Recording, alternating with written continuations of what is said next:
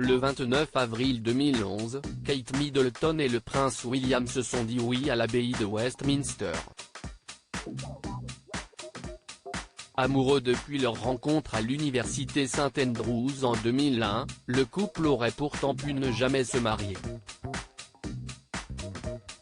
En effet, quelques années après le début de leur romance, à l'été 2004, les amoureux avaient décidé de se séparer notamment en raison d'infidélités supposées du prince mais aussi à cause de ses bons copains pas toujours très bienveillants envers Kate.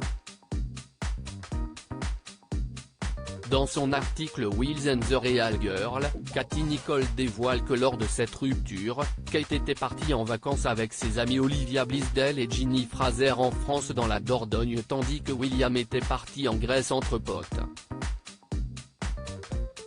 Elle se demandait si elle devait lui envoyer un texto désespéré à l'idée de pouvoir perdre l'homme qu'elle considérait comme l'homme de sa vie. Elle aurait bu pour oublier son chagrin au point d'être complètement ivre. Passablement ivre de vin blanc, elle a vraiment baissé sa garde, avait confié l'une de ses amies auprès du magazine Vanity Fair. Elle se demandait si elle devait ou non lui envoyer un texto ou l'appeler. Elle a dit à quel point elle était triste et à quel point William lui manquait, mais elle n'a jamais parlé par la suite. Selon l'auteur de l'article Katie Nicholl, cette rupture a été la première épreuve sérieuse du couple. Une séparation qui aurait été largement influencée par un ami de William, Guy Pelly, qui achetait régulièrement des magazines porno à William ou qui s'amusait à l'emmener à des soirées coquines dans le quartier de Highgrove.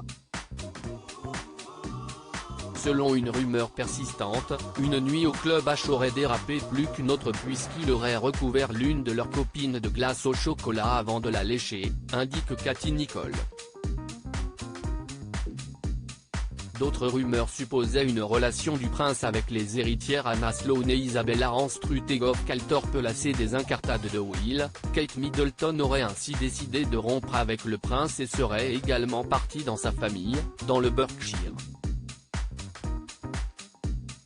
Une rupture qui ne fut heureusement que passagère.